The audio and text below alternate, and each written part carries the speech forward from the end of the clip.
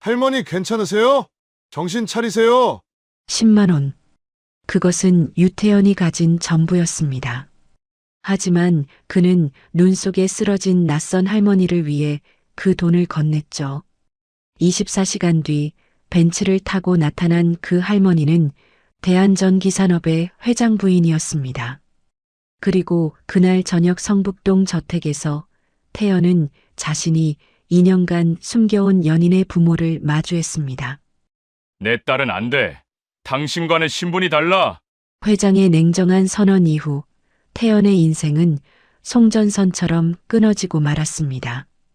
하지만 회장 부인은 왜 목숨을 걸고서라도 태연을 지키려 했을까요? 태연과 회장 가족들 사이에는 어떤 인연이 숨겨져 있었을까요? 사연 시작 전 구독과 좋아요로 함께 해주세요. 2월의 서울은 유난히 추웠습니다. 퇴근 시간이 되자 하늘에서는 굵은 눈송이가 쏟아지기 시작했죠. 강남역 횡단보도 앞은 사람들로 북적였습니다. 그런데 횡단보도 한쪽에 내리는 눈을 그대로 맞으며 할머니가 쓰러져 있었습니다. 고급스러운 캐시미어 코트 위로 눈이 하얗게 쌓여 있었죠. 손가락이 미세하게 떨리고 있었고 신상 루이비통 핸드백을 뒤적거리다가 갑자기 멈추는 동작을 반복했습니다. 그녀는 바로 김미숙이었습니다. 60세의 나이에도 잘 관리된 피부로 광이 났지만 지금은 그 얼굴에 당황한 표정만 가득했죠. 지나가던 사람들이 이상한 눈빛으로 쳐다보고 지나갔지만 아무도 선뜻 다가오지 않았습니다. 바로 그때였습니다. 검은 정장을 입은 한 청년이 다가왔어요. 그는 유태연이었습니다. 31살의 전기기술자로 막 협력사 미팅을 마치고 집으로 가는 길이었어요. 태연은 미숙의 상태를 한눈에 알아차렸습니다. 병원에서 일하는 친구에게 들은 적이 있었거든요. 노인들이 갑자기 길을 잃고 혼란스러워하는 증상에 대해서 말이죠.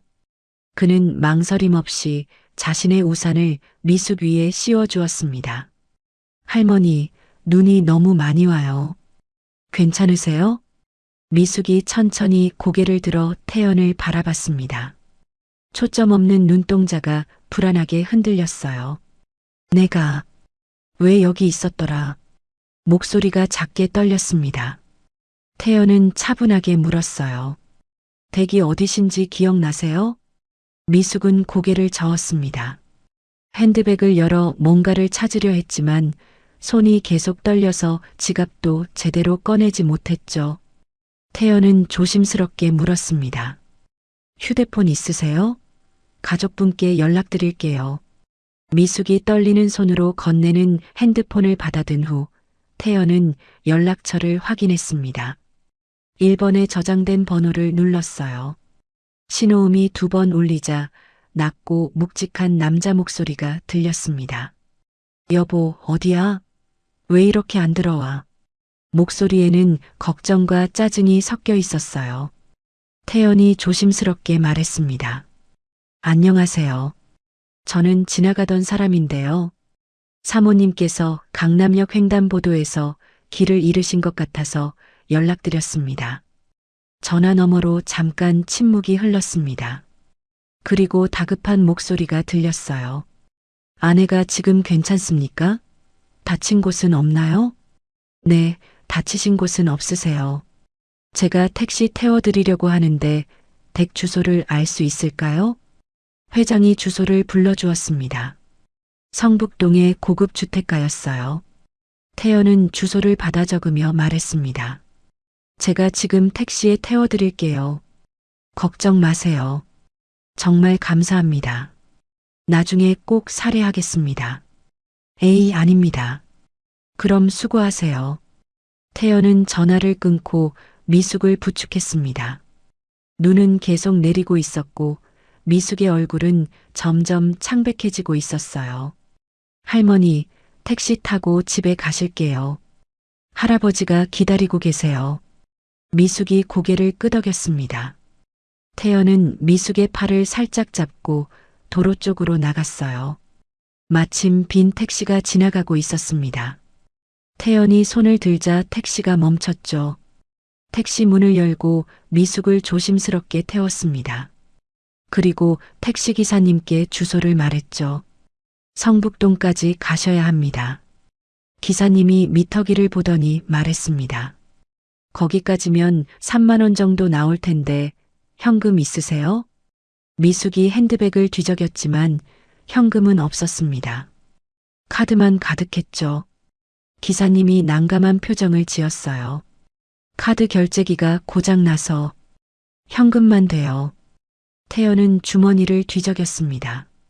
월급날이 얼마 안 남아서 가진 돈이 별로 없었어요. 지갑을 열어보니 5만 원짜리 이장이 전부였습니다.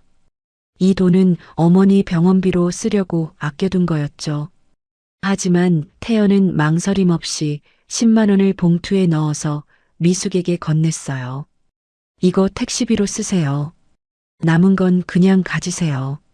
미숙이 떨리는 손으로 봉투를 받았습니다. 눈가가 촉촉해졌어요. 이렇게까지 정말 어떻게 감사를 드려야 할지. 괜찮습니다. 얼른 집에 가서 쉬세요. 태연이 택시 문을 닫으려는데 미숙이 급히 물었습니다. 이름이 뭐예요? 에이, 괜찮아요, 할머니. 조심히 들어가세요. 태연은 택시 문을 닫고 뒤로 물러섰습니다. 택시가 천천히 출발했어요. 뒷유리창 너머로 미숙이 계속 뒤를 돌아보는 게 보였습니다. 태연은 택시가 사라질 때까지 그 자리에 서 있었어요. 주머니에는 10,000 원짜리 한 장만 남았습니다. 지하철을 타고 집에 가기엔 충분했지만 이번 달은 좀 빠듯할 것 같았죠. 그래도 마음은 따뜻했습니다. 누군가에게 도움이 되었다는 뿌듯함이 가슴을 가득 채웠어요. 태연은 우산도 없이 눈을 맞으며 지하철역으로 걸어갔습니다. 옷이 금세 젖었지만 발걸음은 가벼웠죠. 택시 안에서 미숙은 봉투를 꼭 쥐고 있었습니다.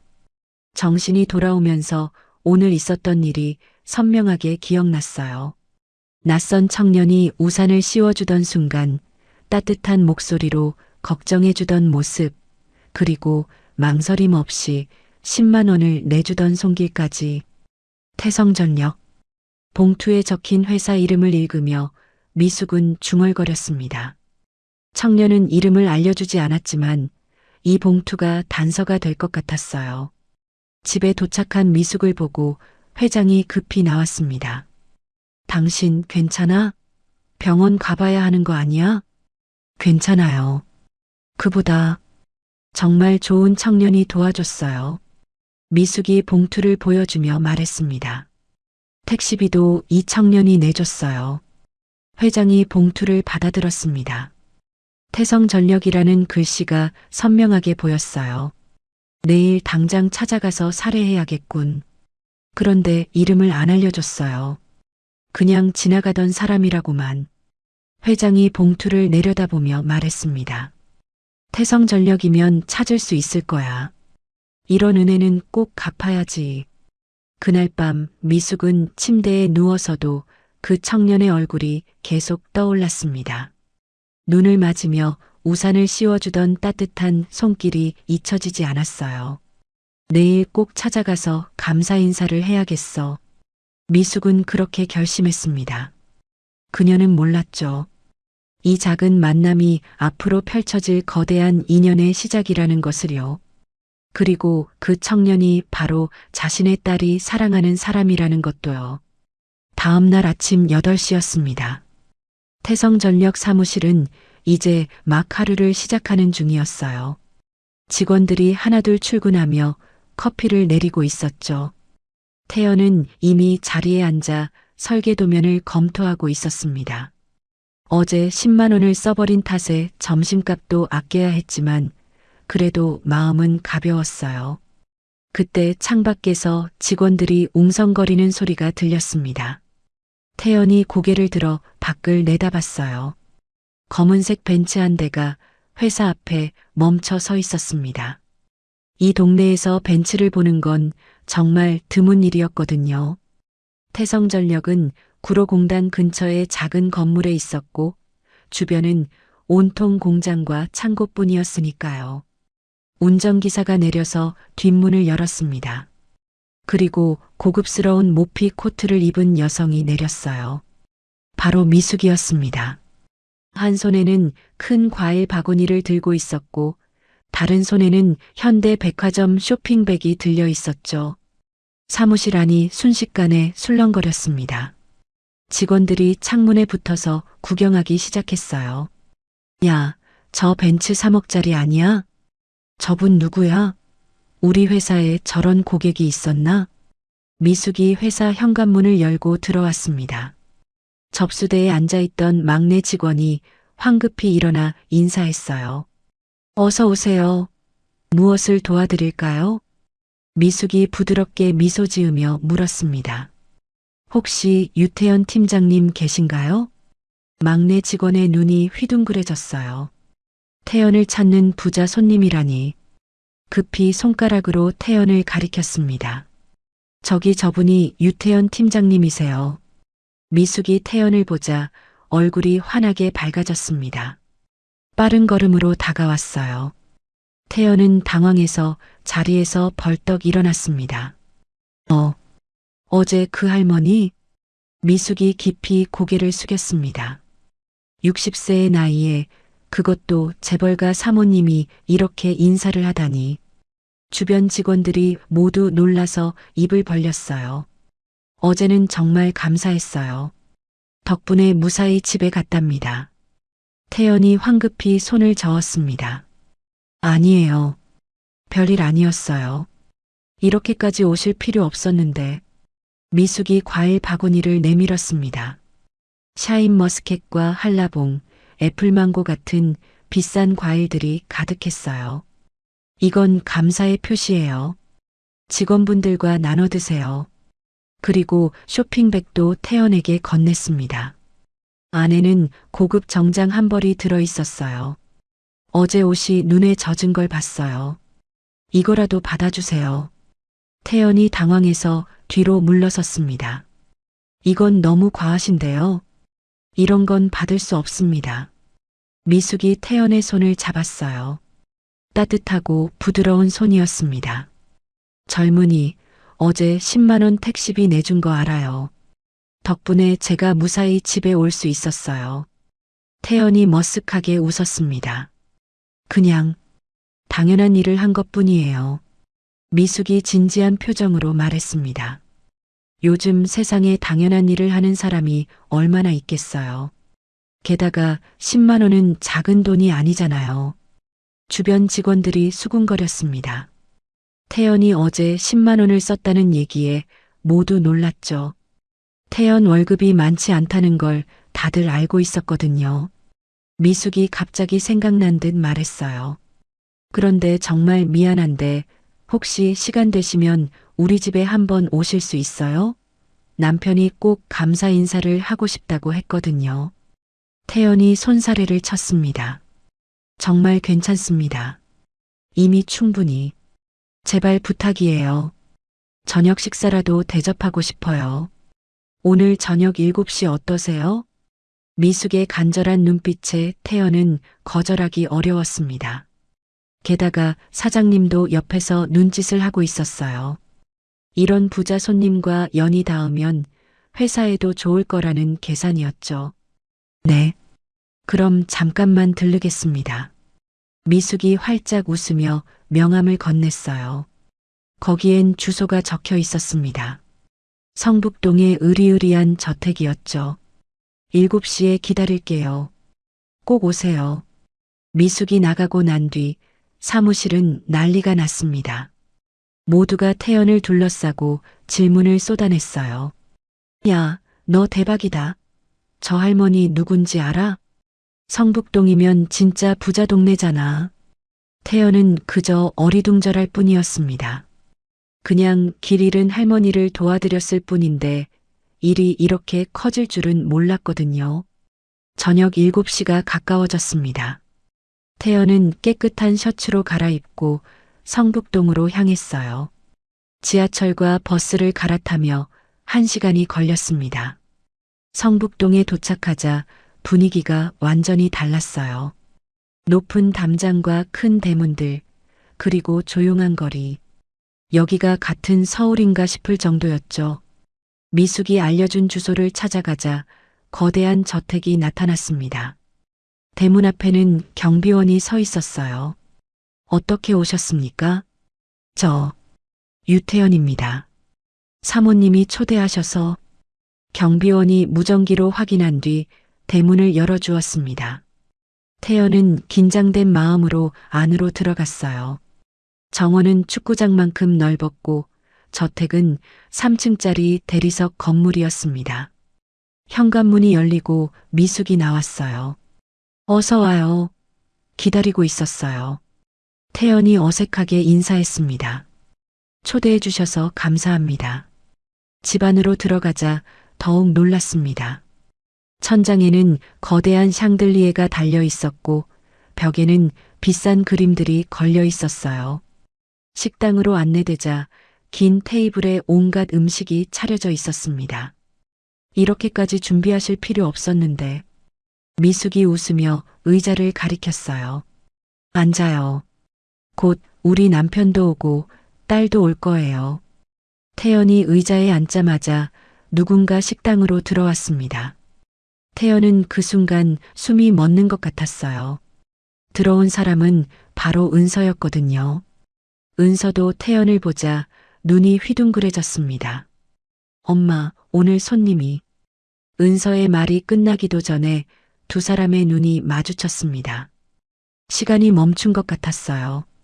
태연의 눈동자가 미세하게 흔들렸고 은서는 입을 살짝 벌린 채 굳어버렸죠.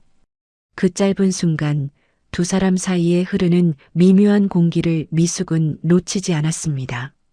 어머, 미숙이 두 사람을 번갈아 봤어요. 여자의 직감이라는 게 있었습니다. 딸의 당황한 표정, 청년의 어색한 손짓, 그리고 두 사람 사이에 흐르는 묘한 긴장감. 이건 분명 처음 보는 사이가 아니었어요. 너희 둘 아는 사이야? 미숙의 조심스러운 질문에 은서가 황급히 고개를 저었습니다. 아니, 그게 아니라. 하지만 거짓말을 잘 못하는 은서의 목소리는 떨리고 있었어요. 태연도 어색하게 기침을 했습니다. 두 사람의 반응을 본 미숙은 확신했습니다. 이 둘은 연인이었어요. 어쩐지 은서가 요즘 들어 행복해 보였던 이유가 있었군요. 미숙이 막 무언가 말하려는 순간 묵직한 발소리가 들렸습니다. 최병수 회장이 들어왔어요. 정장을 빼입은 그의 모습은 위압적이었습니다. 날카로운 눈빛이 식당을 한번 훑더니 태연에게 멈췄죠. 당신이 어제 도운 사람인가? 태연이 일어나 정중히 인사했습니다. 안녕하세요. 유태연입니다. 병수가 태연을 위아래로 훑어봤어요. 깨끗하지만 저렴한 셔츠, 다른 구두, 그리고 굳은 살이 박인 손. 한눈에 서민 출신의 기술자라는 걸 알 수 있었죠. 고맙네. 차가운 음성이었습니다. 병수가 자리에 앉으며 말을 이었어요. 태성전력. 우리 거래처 중 하나지. 규모가 좀 작았던 것 같은데? 무시하는 듯한 어조에 은서의 얼굴이 굳어졌습니다. 네, 맞습니다. 작지만 성실하게 일하고 있습니다.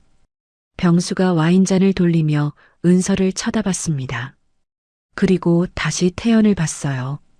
그의 눈빛이 점점 차가워졌습니다. 그런데 묘하군.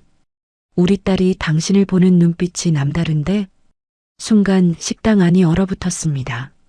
미숙이 놀란 표정으로 남편을 봤고 은서는 얼굴이 새빨개졌어요. 아빠, 무슨 소리예요? 병수가 코웃음을 쳤습니다. 내가 30년 넘게 사업을 하면서 사람 보는 눈이 생겼어. 너희 둘 이미 아는 사이 아니냐? 태연이 침을 삼켰습니다. 거짓말을 할 수도 사실을 말할 수도 없는 상황이었어요. 은서가 용기를 내어 말했습니다. 네, 맞아요. 우리 사귀고 있어요. 병수의 얼굴이 돌처럼 굳어졌습니다.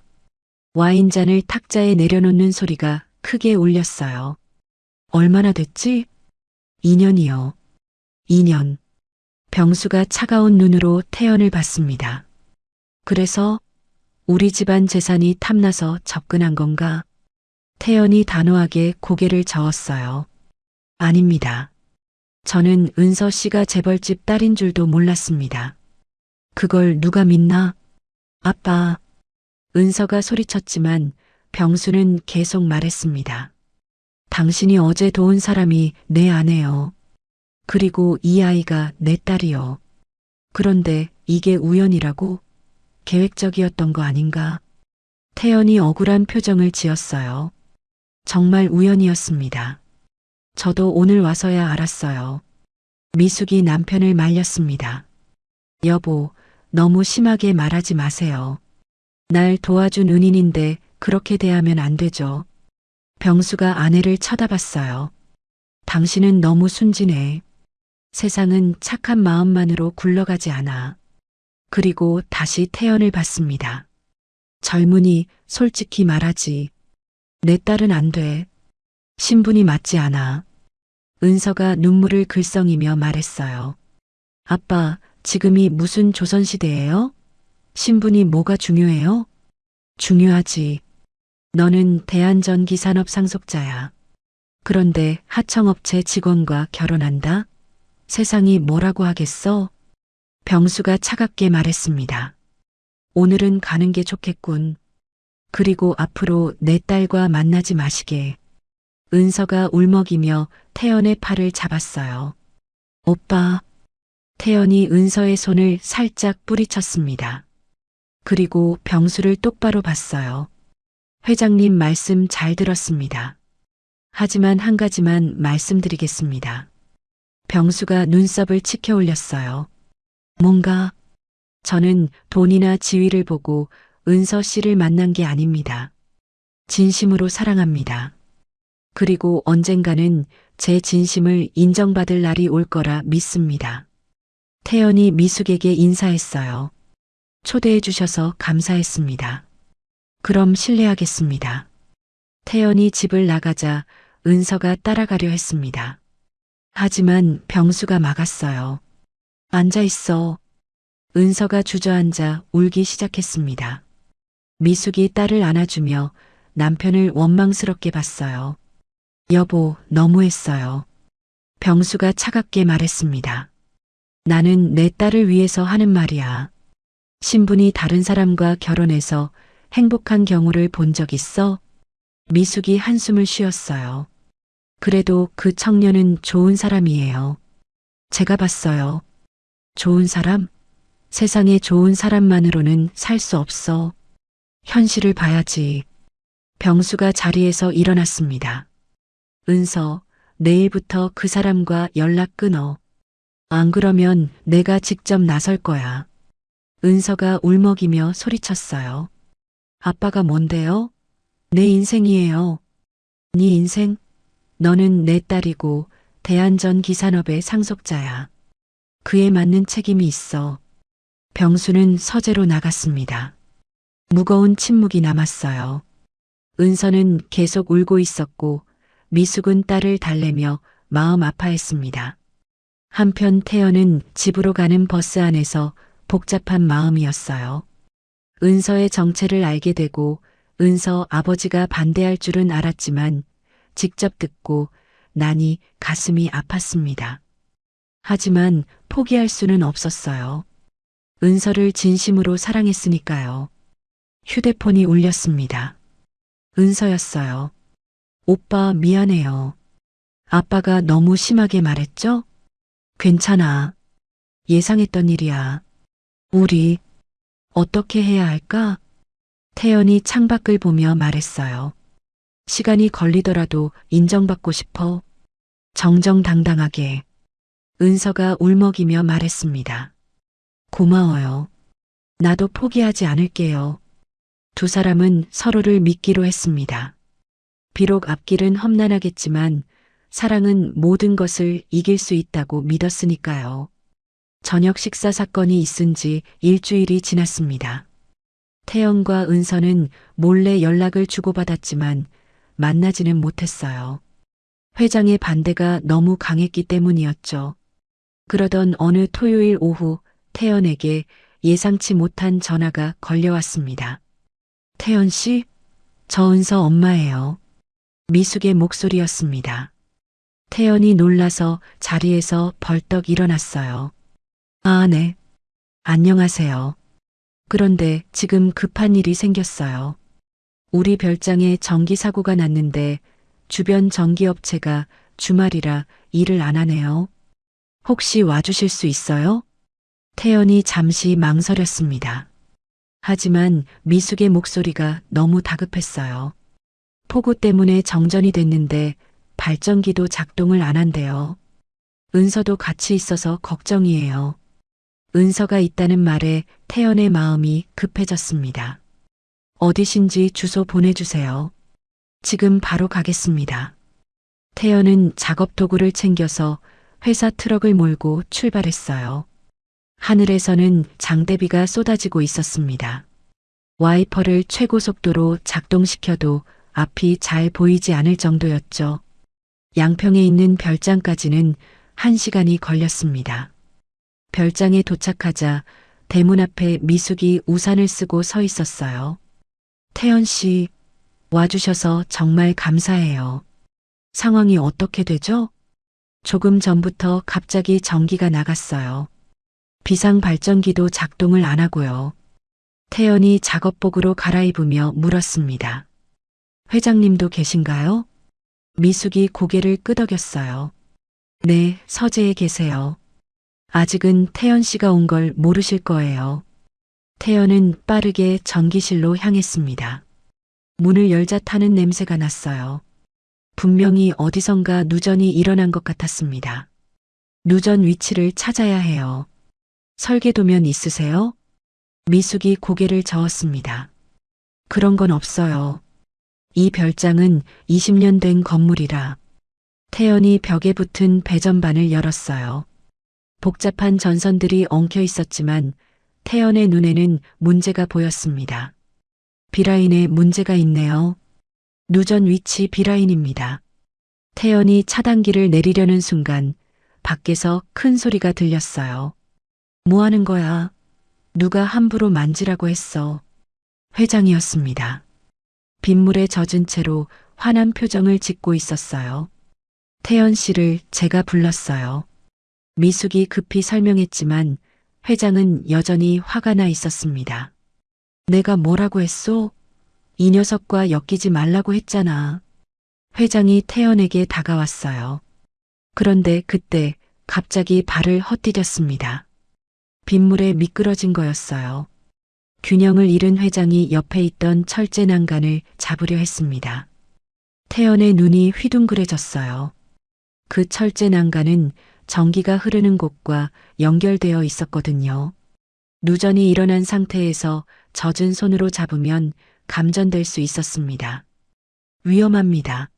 잡으면 안 돼요. 태연이 있는 힘껏 달려들었어요. 회장을 옆으로 밀치고 대신 넘어졌습니다. 그 순간 철제 난간에서 파란 스파크가 번쩍 튀었어요. 만약 회장이 잡았다면 큰 사고가 날 뻔했습니다. 회장이 놀란 눈으로 태연을 봤어요. 태연은 무릎이 까진 채로 일어났습니다. 괜찮으십니까? 방금 날 구한 건가? 태연이 급히 차단기 쪽으로 뛰어갔어요. 먼저 전원부터 차단해야 합니다. 메인 차단기를 내리자 스파크가 멈췄습니다. 태연은 손전등을 켜고 누전 구간을 확인했어요. 그리고 예비 전선을 연결해서 임시로 전기를 복구했습니다. 별장에 다시 불이 들어왔어요. 은서가 안도의 한숨을 쉬며 나왔습니다. 오빠, 다친 데는 없어요? 회장이 의아한 표정으로 물었어요. 그런데 네가 어떻게 이 별장 구조를 알았지? 설계도도 없는데 누전 위치를 정확히 찾아냈잖아. 태연이 머쓱하게 웃었습니다. 사실 웬만한 별장은 다 비슷해요. 전기공사를 여러 번 해봤거든요.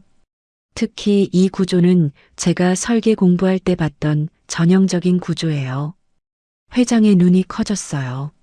뭐, 네가 이걸 봤다고? 네. 그래서 구조를 외우고 있었습니다. 넌 우리를 2번이나 살렸구나. 회장이 중얼거렸어요. 미숙이 태연의 상처를 보고 놀랐습니다. 어머, 무릎에서 피가 나요. 은서야, 얼른 약 상자 가져와. 태연이 손사래를 쳤어요. 괜찮습니다. 이 정도는 아무것도 아니에요. 자신을 구하려고 망설임 없이 뛰어든 청년. 그리고 그 청년을 진심으로 걱정하는 아내와 딸의 모습. 뭔가 마음속에서 움직이는 게 있었어요. 저녁이 되었습니다. 비는 그쳤지만 태연은 전기시설을 완전히 점검하느라 늦게까지 일했어요. 회장은 서재에서 창밖을 보며 태연이 일하는 모습을 지켜봤습니다. 성실한 녀석이군. 회장이 혼잣말을 했어요. 그리고 문득 이상한 느낌이 들었습니다. 그런데 왜 이렇게 익숙하지? 누굴 닮은 것 같은데. 밤 10시가 되어서야 모든 작업이 끝났습니다. 태연이 도구를 정리하고 나가려는데 회장이 불렀어요. 잠깐. 태연이 돌아봤습니다. 회장의 표정이 전과는 달랐어요. 차가움이 조금 누그러진 것 같았습니다. 내일 시간 있나? 네. 일요일인데. 특별한 일정은 없습니다. 그럼 내일 회사로 와. 할 얘기가 있어. 태연이 당황했어요. 회장이 왜 갑자기 회사로 오라는 걸까요? 다음 날 오전, 태연은 정장을 입고 대한전기산업 본사로 갔습니다. 일요일이라 건물은 한산했어요. 회장실에 들어가자 회장이 창밖을 보고 서 있었습니다. 앉게. 태연이 조심스럽게 앉았어요. 회장이 돌아서며 말했습니다. 어제 일로 생각이 많았네. 자네는 2번이나 우리 가족을 도왔어. 그것도 아무 대가 없이. 당연한 일을 했을 뿐입니다. 회장이 고개를 끄덕였어요. 그래, 당연한 일. 하지만 요즘 세상에 당연한 일을 하는 사람이 얼마나 되겠나? 회장이 책상에 앉으며 말을 이었습니다. 내 제안을 하나 하겠네. 우리 회사에 들어와 봐. 태연의 눈이 커졌어요. 회사에 들어오라고요? 그래. 자네 실력을 직접 보고 싶어. 사람은 겪어봐야 알지. 태연이 망설였습니다. 하지만 회장님은 저와 은서 씨의 관계를 반대하시잖아요. 회장이 딱 잘라 말했어요. 그건 그거고 이건 이거야. 사위는 안 돼도 직원으로는 볼 수 있지. 묘한 말이었습니다. 완전히 거부하는 것도 아니고 받아들이는 것도 아닌. 하지만 기회는 기회였어요. 대한전기산업은 국내 최고의 전기회사야. 여기서 일하면 자네 실력도 더 늘 거고 경력도 쌓을 수 있어. 회장이 태연을 똑바로 봤습니다. 어떤가? 도전해 볼 생각 있나? 태연은 잠시 생각했어요. 이것은 분명 시험이었습니다. 회장은 태연이 어떤 사람인지 직접 확인하고 싶어 하는 것 같았어요. 그리고 이것은 은서와의 사랑을 인정받을 수 있는 기회이기도 했습니다. 알겠습니다. 최선을 다하겠습니다. 회장이 만족스러운 듯 고개를 끄덕였어요. 좋아. 내일부터 출근하게. 전력 시스템 개발팀에 배치하겠네. 태연이 일어나 인사했습니다. 감사합니다. 실망시키지 않겠습니다. 회장실을 나온 태연은 복잡한 마음이었어요. 대한전기산업이라는 큰 회사에 들어가게 된 것은 좋은 기회였지만 동시에 큰 부담이기도 했습니다. 회장의 시험을 통과해야만 은서와의 사랑도 인정받을 수 있을 테니까요. 밖에서 은서가 기다리고 있었어요. 오빠 어떻게 됐어요? 내일부터 여기서 일하게 됐어. 은서의 얼굴이 밝아졌습니다. 정말요? 아빠가 허락한 거예요? 직원으로는 볼 수 있다고 하셨어. 아직 사위로는 인정 못하겠다고 하시고 은서가 태연의 손을 잡았어요. 그래도 첫걸음이에요. 오빠라면 분명히 아빠의 마음을 돌릴 수 있을 거예요. 태연이 은서를 보며 미소 지었습니다.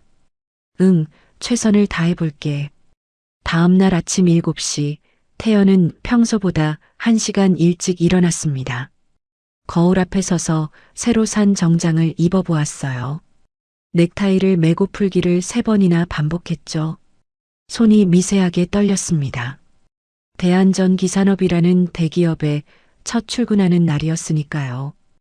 회사 건물은 강남 한복판에 우뚝 솟아 있었습니다. 유리로 된 외벽이 아침 햇살을 받아 번쩍거렸어요. 태연은 건물을 올려다보며 깊게 숨을 들이쉬었습니다. 태성전력의 낡은 2층 건물과는 차원이 달랐죠. 전력팀 사무실은 12층에 있었습니다. 엘리베이터 문이 열리자 넓은 사무실이 한눈에 들어왔어요. 직원들이 이미 자리에 앉아 컴퓨터 화면을 들여다보고 있었습니다. 태연이 들어서자 몇몇이 힐끗 쳐다봤지만 곧 시선을 돌렸어요. 팀장이 태연을 맞이했습니다. 유태연 씨죠? 회장님께서 특별히 신경 쓰라고 하셨습니다. 이쪽 자리예요. 태연의 자리는 구석진 곳이었지만 창가여서 햇빛이 잘 들어왔습니다. 책상 위에는 새 노트북과 사무용품이 깔끔하게 정리되어 있었어요. 태연은 가방을 내려놓고 자리에 앉았습니다. 첫 일주일은 회사 시스템을 익히는데 보냈습니다. 태연은 매일 밤늦게까지 남아 회사의 전력 설계도를 공부했어요. 대한전기산업이 지난 10년간 시공한 모든 건물의 도면을 머릿속에 새겼습니다. 병원, 학교, 공장, 아파트 단지까지. 특히 병원 전력 시스템에 집중했죠. 생명과 직결된 곳이었으니까요. 어느 날 점심시간, 태연은 혼자 구내식당에서 밥을 먹고 있었습니다. 그때 누군가 맞은편에 앉았어요. 기획본부장 이상준이었습니다. 깔끔한 정장에 값비싼 시계가 손목에서 반짝였죠. 유태연 씨, 적응은 잘하고 있나? 상준의 목소리는 부드러웠지만 눈빛은 차가웠습니다. 네, 덕분에 잘하고 있습니다. 태성전력이라. 거기 직원이 몇 명이나 되던가? 20명입니다. 상준이 코웃음을 쳤어요. 우리 회사 한 부서보다도 적네. 그런 곳에서 뭘 배웠을지 궁금하군. 태연은 젓가락을 내려놓았습니다. 상준의 의도를 모를 리 없었죠. 하지만 침착하게 대답했어요. 작은 회사지만 현장 경험은 충분히 쌓았습니다. 직접 손으로 전선을 만지고 시공했으니까요. 손으로 직접? 우리 회사는 그런 거 안 해. 다 하청주지. 상준이 자리에서 일어나며 마지막으로 한마디 던졌습니다. 은서는 내가 대학 때부터 알던 사이야. 넌 모르겠지만. 태연의 손이 주먹을 쥐었지만 아무 대답도 하지 않았습니다. 2주가 지난 월요일 아침 전력팀 회의가 열렸습니다. 팀장이 새로운 프로젝트를 발표했어요. 이번에 강남 대비병원 전력 시스템 개선 사업을 우리가 맡게 되었습니다. 누가 담당하고 싶은가? 아무도 손을 들지 않았습니다. 병원은 까다로운 곳이었거든요. 24시간 전력이 유지되어야 하고 수술실, 중환자실은 특히 더 신경 써야 했죠. 태연이 손을 들었습니다. 제가 해보고 싶습니다. 팀장이 놀란 표정을 지었어요. 유태연 씨, 아직 들어온 지 2주밖에 안 됐는데 병원 전력 시스템에 대해 연구해 왔습니다. 새로운 아이디어가 있어요. 팀장이 고민하다가 고개를 끄덕였습니다. 그럼 이번 주 금요일 발표해 보세요. 임원회의에서요. 태연은 밤낮 없이 준비했습니다. 병원의 전력 소비 패턴을 분석하고 정전 시 대응 시스템을 설계했어요. 핵심은 무정전 전원 장치였습니다. 일반적인 비상 발전기는 작동하는데 10초에서 30초가 걸렸죠. 하지만 그 짧은 시간에도 생명 유지 장치가 멈추면 환자가 위험해질 수 있었습니다. 태연은 배터리와 인버터를 조합한 새로운 시스템을 설계했어요. 정전이 감지되는 순간 0.01초 만에 배터리 전원으로 전환되는 방식이었죠. 금요일이 되었습니다. 회의실에는 임원들이 모여 있었어요. 회장도 자리했습니다. 무표정한 얼굴로 팔짱을 끼고 있었죠. 태연은 목이 바짝 말랐지만 침착하게 발표를 시작했습니다. 안녕하십니까? 전력팀 유태연입니다. 오늘 제가 제안드릴 것은 무정전 병원 시스템입니다. 태연이 리모컨을 누르자 화면에 병원 도면이 떴습니다. 현재 대부분의 병원은 정전 시 비상 발전기에 의존합니다. 하지만 발전기가 작동하기까지 최소 10초의 공백이 생기죠. 이 10초 동안 인공호흡기나 투석 기계가 멈춘다면 어떻게 될까요? 임원들이 고개를 끄덕였습니다. 태연은 다음 슬라이드로 넘어갔어요. 제가 설계한 시스템은 이렇습니다. 회의실 한쪽에 준비해둔 모형이 있었습니다. 작은 병원 모형이었죠. 태연이 스위치를 켰습니다. 모형 병원에 불이 들어왔어요. 지금 정전을 시뮬레이션해 보겠습니다. 태연이 메인 전원을 차단했습니다. 하지만 놀랍게도 병원 모형의 불빛은 전혀 꺼지지 않았어요. 깜빡임조차 없었습니다. 보시는 것처럼 전력 공급이 끊어져도 병원은 계속 작동합니다. 배터리가 즉시 전력을 공급하고 그 사이 발전기가 작동하는 거죠. 한 임원이 물었습니다. 비용은 얼마나 드나? 초기 설치비는 기존 시스템보다 20% 정도 더 듭니다. 하지만 한 명의 생명이라도 구할 수 있다면 그 가치는 돈으로 환산할 수 없다고 생각합니다. 태연의 목소리에 확신이 담겨 있었습니다. 그가 마지막 슬라이드를 보여주었어요. 병원은 단 1초도 전원이 나가선 안 됩니다. 생명이 걸린 곳이니까요. 회의실이 조용해졌습니다. 임원들이 서로 눈빛을 주고받았어요. 회장은 여전히 무표정이었지만 눈빛이 조금 부드러워진 것 같았습니다. 질문 있으신 분? 한 임원이 손을 들었어요. 실제 병원에 적용한 사례가 있나? 아직 없습니다. 하지만 시뮬레이션은 충분히 했고 작은 규모로 테스트도 마쳤습니다. 이때 상준이 끼어들었습니다. 이론은 그럴듯하네. 하지만 실전은 다르지. 작은 회사에서 했던 방식이 대기업에서도 통할까? 태연이 상준을 똑바로 쳐다봤습니다. 규모가 크든 작든 전기의 원리는 같습니다. 그리고 현장 경험이 있기에 더 실용적인 설계를 할 수 있었습니다. 회장이 처음으로 입을 열었어요. 유태연 씨. 네, 회장님. 강남 대비병원에 직접 가서 현장 조사를 해보게. 그리고 다음 주에 구체적인 계획서를 가져오도록. 태연의 얼굴이 밝아졌습니다. 감사합니다. 최선을 다하겠습니다. 회의가 끝나고 태연이 회의실을 나오자 복도에 은서가 서 있었어요. 주변을 살피다가 태연에게 다가와 작게 속삭였습니다. 잘했어요, 오빠. 그리고는 손을 살짝 흔들고 빠르게 사라졌죠. 태연은 미소를 지었습니다. 그날 저녁 전력팀 회식이 있었습니다. 삼겹살집에서 직원들이 모여 앉았죠. 태연도 처음으로 팀원들과 술잔을 부딪혔습니다. 태연 씨, 오늘 발표 정말 인상적이었어. 선배 직원이 태연의 잔에 소주를 따르며 말했어요. 아직 부족한 점이 많습니다. 이때 옆 테이블에서 상준의 목소리가 들렸어요. 기획본부 직원들과 따로 회식을 하고 있었죠. 태성전력, 그게 무슨 회사야?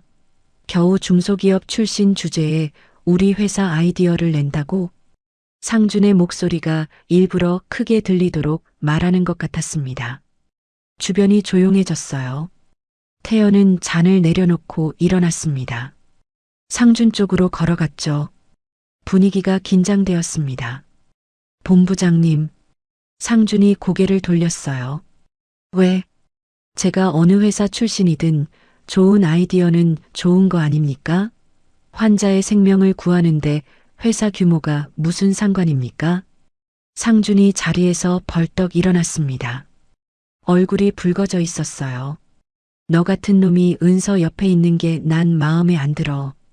태연이 주먹을 꽉 쥐었지만 깊게 숨을 쉬고 돌아섰습니다. 본부장님도 술 적당히 드세요. 태연이 자리로 돌아가자 팀원들이 조용히 박수를 쳤습니다. 그날 밤 태연은 집에 돌아와 창밖을 바라봤습니다. 대한전기산업에서의 첫걸음은 순탄하지 않았어요. 하지만 포기할 수 없었죠. 은서를 위해서도 자신의 꿈을 위해서도. 침대 옆 책상에는 병원 전력 시스템 설계도가 놓여 있었습니다. 태연은 다시 펜을 들었어요. 내일도 긴 하루가 될 것 같았지만 그는 준비가 되어 있었습니다. 강남 대비병원 프로젝트가 시작된 지 한 달이 지났습니다. 태연의 무정전 시스템은 병원 측으로부터 폭발적인 평가를 받았고 곧 시공에 들어갈 예정이었어요. 그런데 이상한 일이 생겼습니다. 병원에서 갑자기 장비 일부를 교체하겠다고 통보해 왔죠. 태연이 설계한 핵심 부품들을 다른 제품으로 바꾸겠다는 것이었습니다. 태연은 즉시 병원 시설팀장을 찾아갔습니다. 팀장님, 이 장비들은 제가 설계한 시스템과 호환이 안 됩니다. 왜 갑자기 바꾸시는 겁니까? 시설팀장은 어색하게 웃으며 시선을 피했어요. 위에서 결정한 사항입니다. 비용 문제도 있고요. 태연은 교체 장비 목록을 살펴봤습니다. 중국산 저가 제품들이었어요. 겉보기엔 비슷해 보였지만 성능은 현저히 떨어지는 것들이었죠. 더 이상한 건 가격이었습니다. 서류상 가격은 오히려 원래 제품보다 비쌌어요. 태연은 직감적으로 뭔가 잘못되었다는 걸 알았습니다. 하지만 이미 결제는 끝난 상태였죠. 태연은 검수 보고서에 이 사실을 명확히 기록했습니다. 장비에 결함이 있고 시스템 호환에 문제가 있으니 교체해야 한다고 적었어요. 그로부터 일주일 뒤 월요일 아침이었습니다. 태연이 출근하자 사무실 분위기가 이상했어요. 동료들이 태연을 힐끗힐끗 쳐다보다가 시선을 돌렸죠. 팀장이 굳은 표정으로 다가왔습니다. 유태연 씨, 회장실로 오라는데요. 태연의 가슴이 쿵 내려앉았습니다. 불길한 예감이 들었어요. 회장실에는 회장과 이상준, 그리고 감사팀장이 있었습니다. 책상 위에는 서류 뭉치가 놓여 있었죠. 상준의 입꼬리가 미세하게 올라가 있었습니다. 승리를 확신하는 표정이었어요. 회장이 차가운 목소리로 물었습니다. 유태연 씨, 강남 대비병원 장비 납품건에 대해 할 말이 있나? 태연은 당황했지만 침착하게 대답했습니다. 무슨 말씀이신지 모르겠습니다. 상준이 서류를 들어보였어요. 이 납품 계약서를 보세요. 중국산 불량 장비를 정품 가격으로 납품했습니다. 차액은 어디로 갔을까요? 태연의 얼굴이 창백해졌습니다. 그건 제가 한 일이 아닙니다. 오히려 저는 그 장비들을 교체하라고 보고서를 썼습니다. 회장이 다른 서류를 집어들었어요. 그래. 그런데 왜 서류엔 유태연 이름이 없지? 상준이 끼어들었습니다. 유태연 씨가 검수 보고서를 담당했죠. 최종 확인도 했고요. 문제가 있었다면 왜 그때 말하지 않았습니까? 태연의 목소리가 떨렸습니다. 결함이 있었지만 수정 요청을 했습니다. 보고서에 다 기록되어 있을 겁니다. 하지만 상준이 보여준 검수 보고서에는 태연이 쓴 내용이 없었어요. 누군가 조작한 것이었죠. 대신 모든 장비가 정상이라는 내용만 있었습니다. 그리고 아래에는 태연의 도장이 찍혀 있었어요. 태연이 소리쳤습니다. 난 서류에 도장 찍은 적 없습니다. 이건 조작입니다. 회장의 표정이 더욱 차가워졌어요. 증거가 있나? 없다면 변명으로밖에 들리지 않네. 태연은 말문이 막혔습니다. 자신이 쓴 원본 보고서는 이미 사라진 뒤였어요. 컴퓨터 파일도 삭제되어 있었죠. 완벽한 함정이었습니다. 상준이 가짜 걱정스러운 표정을 지었어요. 태연 씨, 돈이 필요했나요? 그렇다면 회사에 말했어야죠. 태연의 주먹이 떨렸습니다. 상준을 때려주고 싶었지만 꾹 참았어요. 여기서 화를 내면 더 불리해질 뿐이었죠. 회장이 한숨을 쉬었습니다. 결국 돈이었군. 내가 사람을 잘못 봤어. 그 말이 태연의 가슴에 비수처럼 꽂혔습니다. 회장의 실망한 눈빛이 태연을 더 괴롭혔어요. 억울함에 눈물이 날 것 같았지만 이를 악물고 참았습니다. 이틀 뒤 언론에서 이 사건이 터졌습니다. 누군가 기자들에게 제보한 것이었죠. 아침 뉴스에 큼지막한 자막이 떴어요. 하청 출신 기술자 납품 비리. 태연의 이름은 나오지 않았지만 업계 사람들은 다 알 수 있었습니다. 회사 로비에 기자들이 몰려들었어요. 태연이 건물을 나서자 플래시가 터졌습니다. 눈이 부셔서 앞이 잘 보이지 않았어요. 납품 비리 사실입니까? 리베이트 받으신 게 맞나요? 태연은 고개를 숙이고 빠르게 걸었습니다. 기자들이 계속 따라왔어요. 마이크가 얼굴 앞까지 들이밀어졌죠. 태연은 아무 말도 하지 않았습니다. 무엇을 말해도 변명으로 들릴 테니까요. 다음 날 징계위원회가 열렸습니다. 회의실에는 임원들이 모여 있었어요. 태연은 그들 앞에 서 있었습니다. 마치 재판정에 선 죄인 같았죠. 징계위원장이 무거운 목소리로 말했습니다. 유태연 씨는 회사의 신뢰를 저버렸습니다. 비록 형사 고발은 하지 않기로 했지만 즉시 해고 처분합니다. 태연의 다리에 힘이 풀렸습니다. 하지만 쓰러지지 않으려고 버텼어요. 임원들의 차가운 시선이 느껴졌습니다. 그 중에서도 상준의 시선이 가장 따가웠죠. 그는 작게 미소 짓고 있었어요. 태연은 고개를 숙인 채 회의실을 나왔습니다. 복도를 걸어가는데 발걸음이 천근만근이었어요. 직원들이 수군거리는 소리가 들렸습니다. 역시 중소 출신은 안 되는구나. 돈 앞에서는 다 똑같네. 태연은 귀를 막고 싶었습니다. 하지만 그 말들은 칼날처럼 가슴에 박혔어요. 사무실로 돌아가 짐을 정리하기 시작했습니다. 책상 위에 설계도들, 노트북, 사무용품들 하나하나 상자에 담았어요. 불과 2달 전 희망에 차서 펼쳐놓았던 것들이었죠. 그때 은서가 뛰어들어왔습니다. 눈이 빨갛게 충혈되어 있었어요. 울면서 온 것이 분명했죠. 오빠. 은서가 태연을 붙잡았습니다. 손이 떨리고 있었어요. 이게 무슨 일이에요? 오빠가 그런 사람 아니잖아요. 태연이 힘없이 웃었습니다. 은서야, 미안해. 뭐가 미안해요? 오빠는 잘못한 게 없잖아요. 이건 분명히 누군가 꾸민 일이에요. 은서의 목소리가 울먹였습니다. 태연은 은서의 손을 잡았어요. 차가운 손이었죠. 나도 알아. 하지만 증거가 없어. 그럼 찾으면 되잖아요. 내가 아빠한테 말할게요. 오빠는 그런 사람 아니라고. 태연이 고개를 저었습니다. 이미 끝난 일이야. 회장님은 나를 믿지 않으셔. 은서가 울음을 터뜨렸어요. 이건 불공평해요. 오빠는 그렇게 열심히 했는데. 태연이 은서를 안았습니다. 은서의 어깨가 들썩였어요. 태연도 눈시울이 뜨거워졌지만 참았습니다. 괜찮아. 다시 시작하면 돼. 하지만 태연 자신도 그 말을 믿지 못했습니다. 한번 찍힌 낙인은 쉽게 지워지지 않을 테니까요. 태연이 상자를 들고 회사를 나왔습니다. 정문 앞에서 뒤돌아봤어요.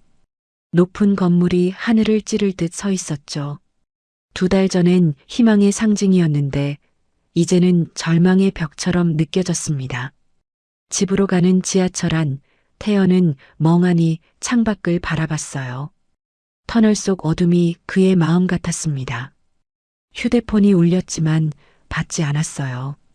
아마 은서일 테지만 지금은 누구와도 말하고 싶지 않았습니다.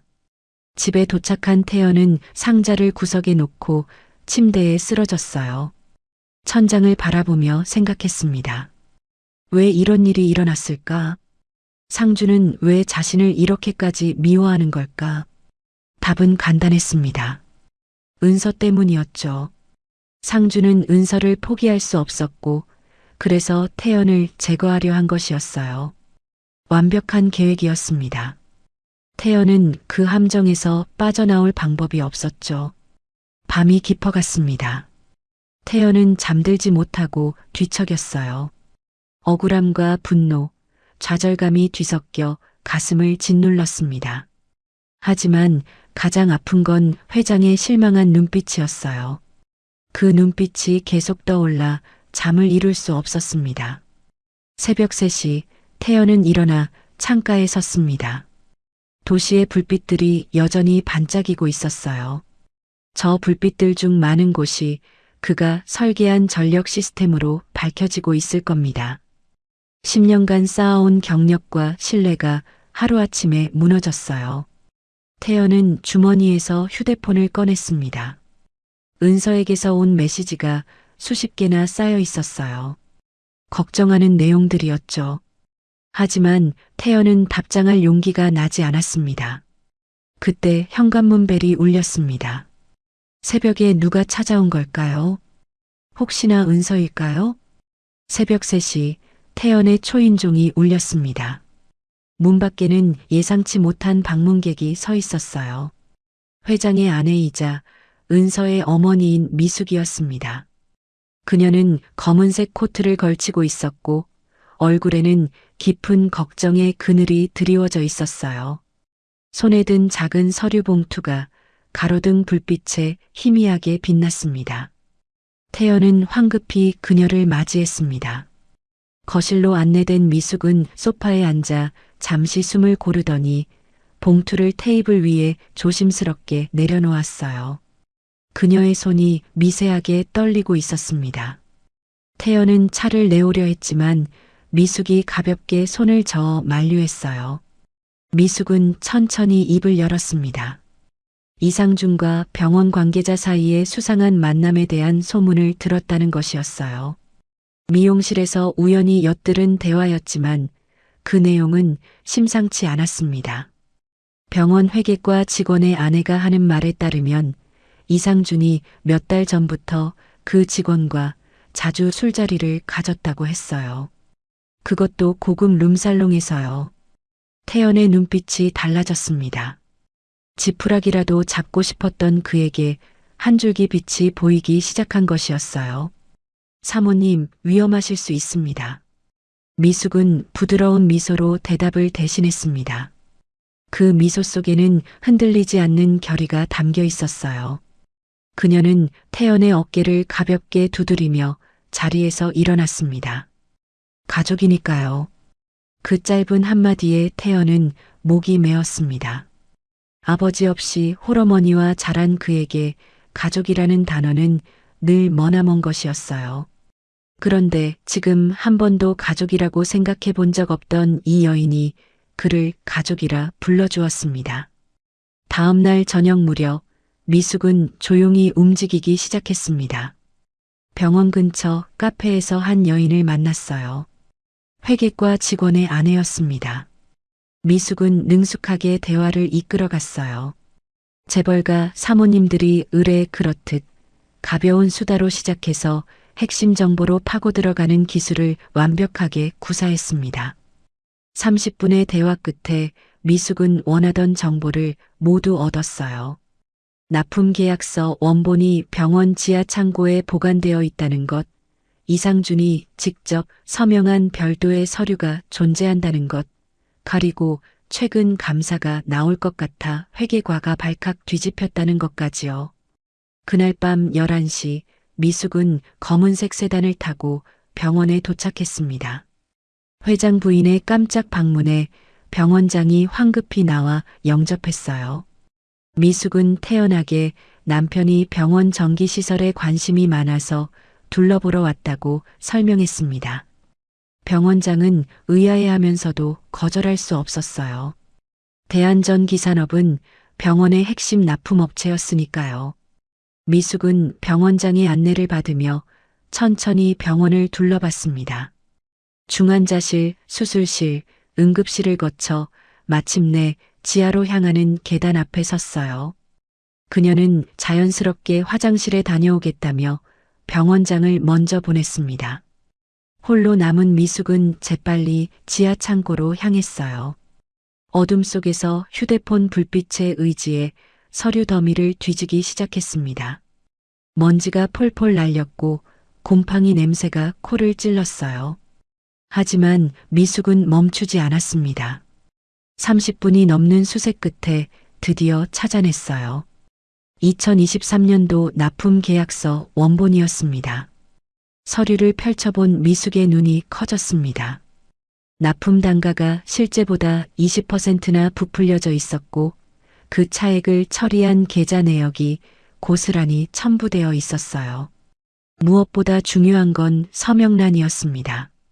이상준의 서명만 선명하게 찍혀 있었고 태연의 이름은 어디에도 없었어요. 미숙은 떨리는 손으로 휴대폰을 꺼내 서류를 한 장 한 장 촬영했습니다. 플래시를 쓸 수 없어 선명도는 떨어졌지만 증거로는 충분했어요. 바로 그때 복도에서 발소리가 들렸습니다. 경비원이 순찰을 도는 것 같았어요. 미숙은 재빨리 서류를 제자리에 놓고 창고를 빠져나왔습니다. 심장이 터질 듯 뛰었지만 표정만은 태연함을 유지했어요. 병원을 나온 미숙은 차 안에서 한참을 앉아 있었습니다. 60년 인생에서 이런 일은 처음이었어요. 하지만 후회는 없었습니다. 딸의 행복과 억울하게 누명을 쓴 예비사위를 위해서라면 무엇이든 할 수 있었어요. 다음 날 아침 회장실의 공기는 무거웠습니다. 병수는 여느 때처럼 보고서를 검토하고 있었지만 어제부터 계속되는 불안한 예감에 집중이 되지 않았어요. 그때 미숙이 들어왔습니다. 그녀의 표정을 본 병수는 직감적으로 뭔가 중대한 일이 일어났음을 알았어요. 미숙은 말없이 인쇄된 사진들을 책상 위에 펼쳤습니다. 병수의 얼굴이 점점 굳어갔어요. 한 장 한 장 넘길 때마다 그의 주먹이 더 단단하게 쥐어졌습니다. 계약서를 다 본 병수는 한참을 말없이 창밖을 바라봤어요. 30년간 회사를 이끌어오면서 수많은 배신을 겪었지만 이번만큼 충격적인 일은 없었습니다. 내가 그 아이를 잘못 봤군. 병수의 목소리는 낮게 가라앉았습니다. 자존심이 강한 그가 자신의 실수를 인정하는 건 하늘의 별 따기만큼 어려운 일이었어요. 하지만 증거는 너무나 명확했습니다. 그는 억울하게 쫓겨난 태연에게 미안함을 느꼈고 동시에 이상준에 대한 분노가 치밀어 올랐어요. 태연이는 돈보다 전선을 믿는 사람이에요. 미숙의 말에 병수는 고개를 끄덕였습니다.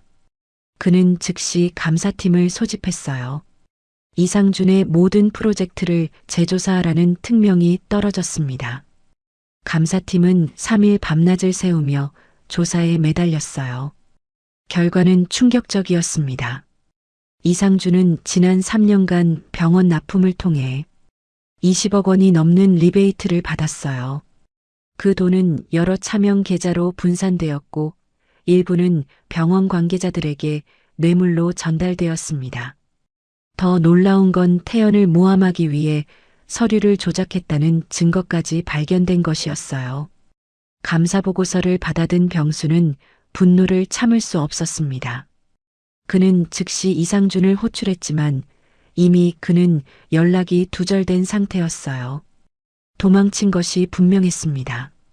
병수는 즉각 법무팀에 고발 준비를 지시했고 언론에도 이 사실을 공개하기로 결정했어요.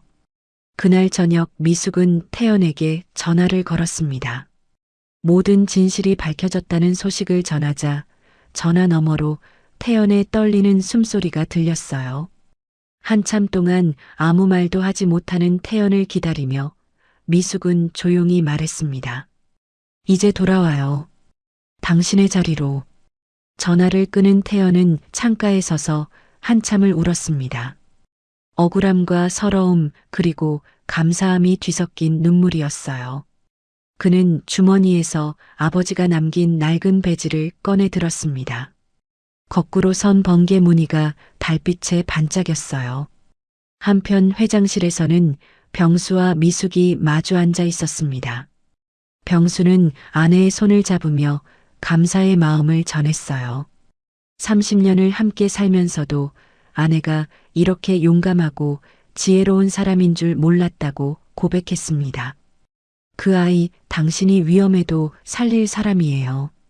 미숙이 남긴 이 예언 같은 말을 병수는 가슴 깊이 새겼습니다. 창밖으로는 먹구름이 몰려오고 있었어요. 곧 폭우가 쏟아질 것 같은 불길한 기운이 감돌았습니다. 하지만 두 사람은 아직 알지 못했어요. 이 폭우가 그들의 운명을 완전히 바꿔놓을 거라는 것을요. 미숙은 남편의 사무실을 나오며 복도에서 잠시 걸음을 멈췄습니다. 벽에 걸린 회사 창립 기념 사진을 바라봤어요. 젊은 시절의 남편이 누군가와 어깨동무를 하고 환하게 웃고 있었습니다. 그 옆 사람의 얼굴이 왠지 태연과 닮아 보였어요. 하지만 그것은 그저 착각이라고 생각하며 발걸음을 옮겼습니다. 이상준의 비리가 언론에 공개되자 제게는 발칵 뒤집혔습니다. 대한전기산업의 주가는 잠시 흔들렸지만 회사가 신속하게 자정 노력을 보이자 곧 안정을 되찾았어요. 이상준은 끝내 잡히지 않았습니다. 해외로 도피한 것으로 추정되었어요. 태연의 복직 절차가 진행되는 동안 은서는 매일 밤 어머니에게 전화를 걸어 감사 인사를 전했습니다. 미숙은 그저 당연한 일을 했을 뿐이라며 겸손해했지만 마음속으로는 뿌듯함을 느꼈어요. 병수는 집무실에서 홀로 깊은 생각에 잠겼습니다. 태연이라는 청년이 처음 별장에서 자신의 목숨을 구했을 때부터 느꼈던 묘한 끌림이 무엇인지 궁금했어요.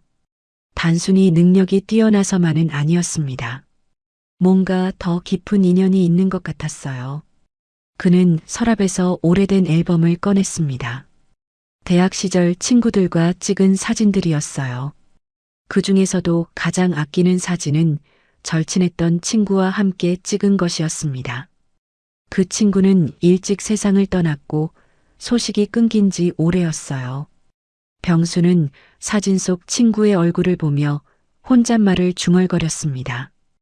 홍시가 네 아들이라도 살아있다면 이만큼 컸겠지. 바로 그 순간 밖에서 천둥 소리가 요란하게 울렸습니다. 폭풍의 전조였어요. 하늘은 점점 더 어두워졌고 빗방울이 하나둘 떨어지기 시작했습니다.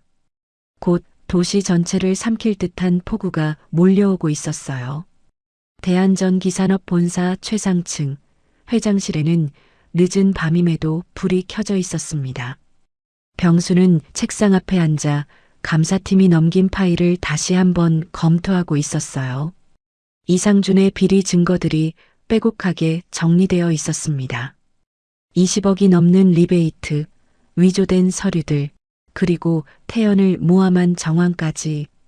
병수는 안경을 벗고 피곤한 눈을 비볐습니다.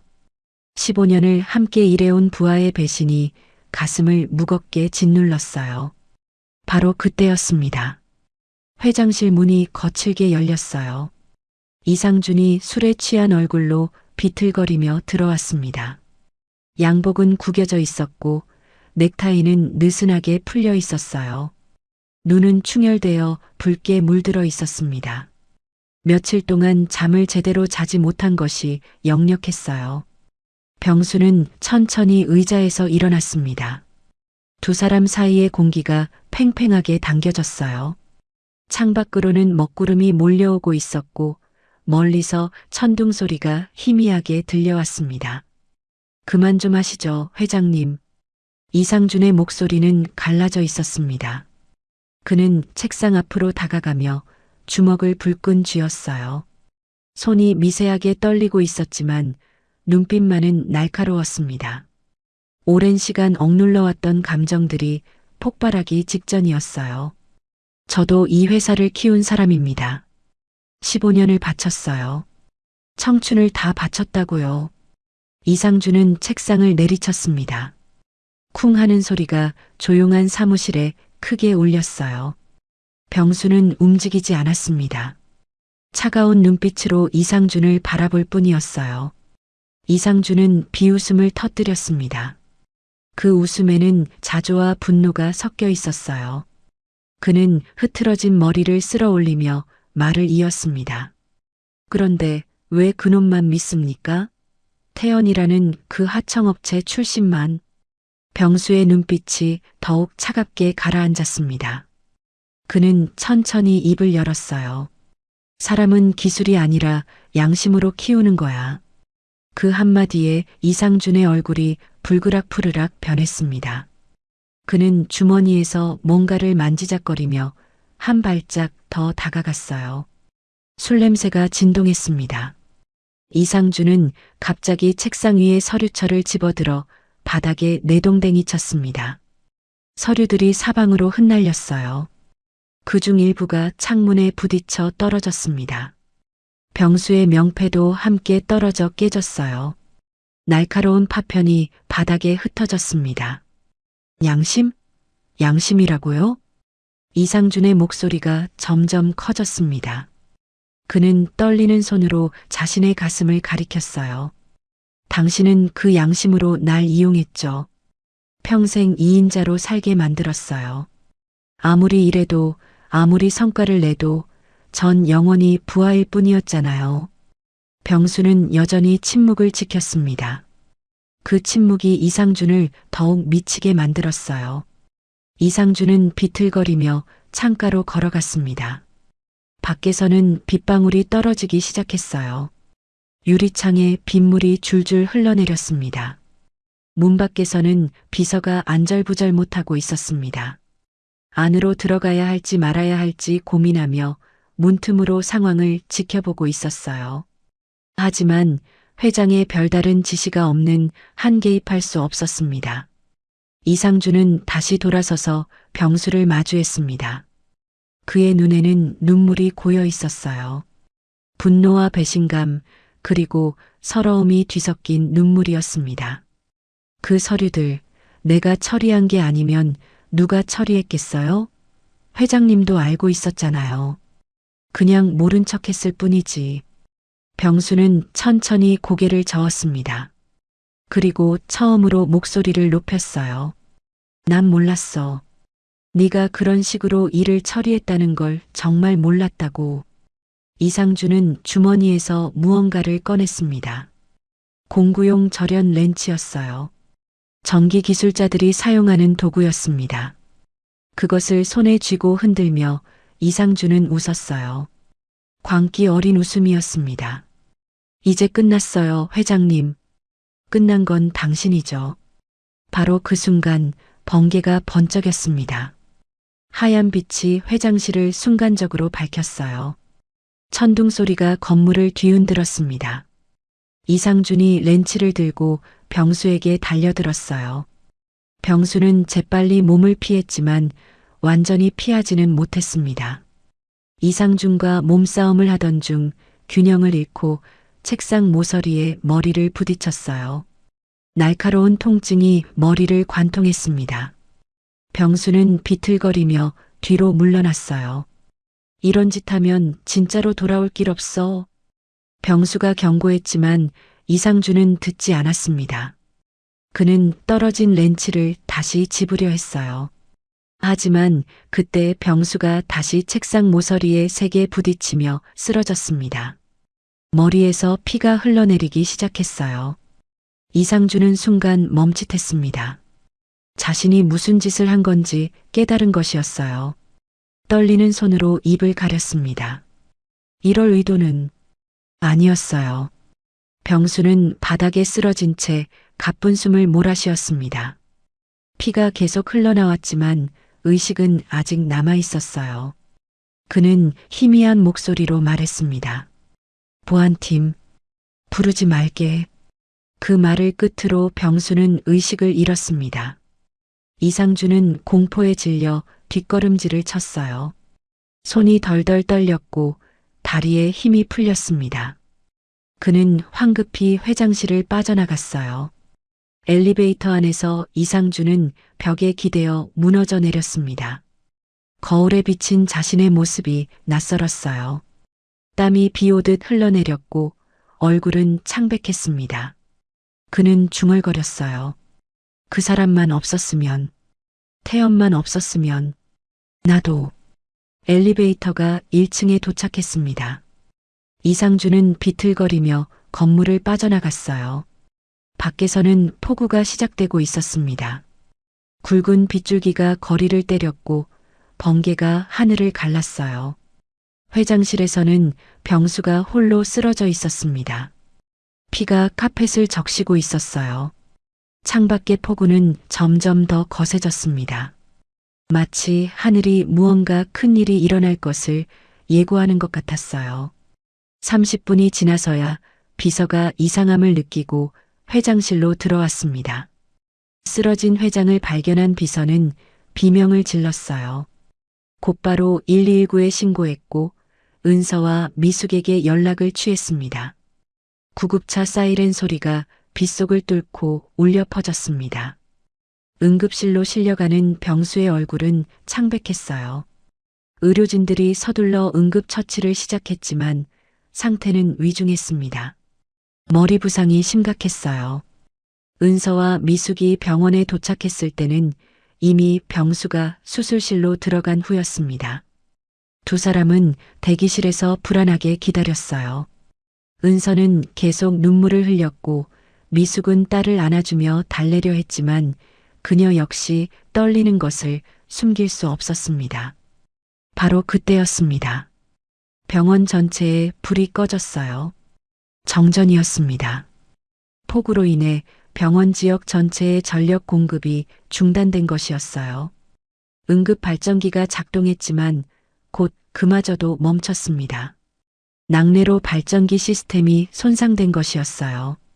수술실에서는 의료진들이 당황했습니다. 생명 유지 장치들이 하나둘 꺼져가고 있었어요. 배터리로 버틸 수 있는 시간은 길지 않았습니다. 의사가 급하게 외쳤어요. 비상전원까지 나갔습니다. 누군가 전력 시스템을 아는 사람이 필요해요. 간호사 한 명이 떠올린 듯 말했습니다. 예전에 이 병원 전기 시공했던 사람이 근처에 산다고 들었어요. 유태연이라는 사람인데. 은서가 벌떡 일어났습니다.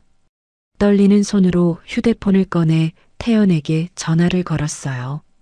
신호음이 길게 이어졌습니다. 폭우 속 어딘가에서 태연이 전화를 받기를 간절히 기다리며 은서는 숨을 멈춘 듯 귀를 기울였어요. 밖에서는 폭우가 더욱 거세게 몰아치고 있었습니다. 번개가 하늘을 가르고 천둥이 대지를 흔들었어요. 병원은 어둠에 잠겨 있었고 수술실에서는 시간과의 싸움이 시작되고 있었습니다. 전화벨이 울렸습니다.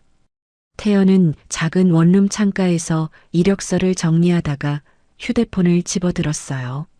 화면에 뜬 은서의 이름을 보자 가슴이 철렁 내려앉았습니다. 여보세요. 수화기 너머로 은서의 떨리는 목소리가 들려왔습니다. 오빠, 지금 어디야? 아버지가 쓰러지셨어. 지금 대학병원 응급실이야. 태연의 손에서 이력서가 미끄러졌습니다.